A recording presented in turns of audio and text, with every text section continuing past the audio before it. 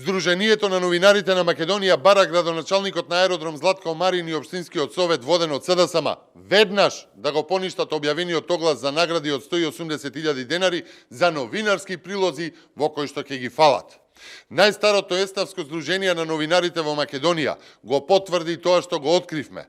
Распишаниот оглас во кој што се нудат пари, награди, во кој што се нуди подкуп за новинари и за медиуми, 2 месеци да ја фалат стратегијата и успесите на СДСМ на локално ниво, односно на најнеуспешниот градоначалник на аеродром Златко Марин, е корупција.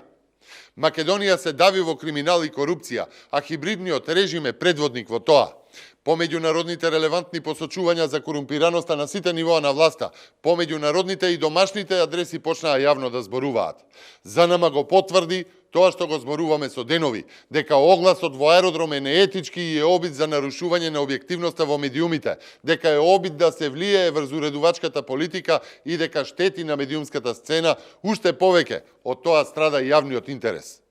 И по ова директно и прецизно укажување од ЗНМ, огласот се уште стои на интернет страницата на општината Аеродром.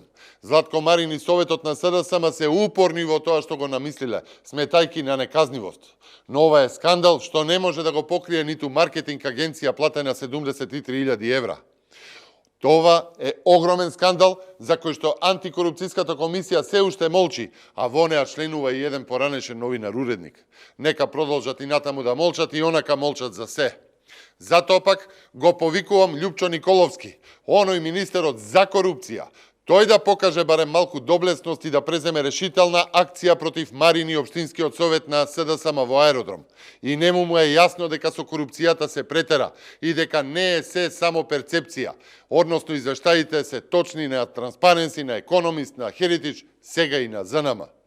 Доколку пак нема сили да се избори за тоа за што е поставен или го имаат враце заради роднинските вработувања во МНАФ, тогаш нека си поднесе оставка.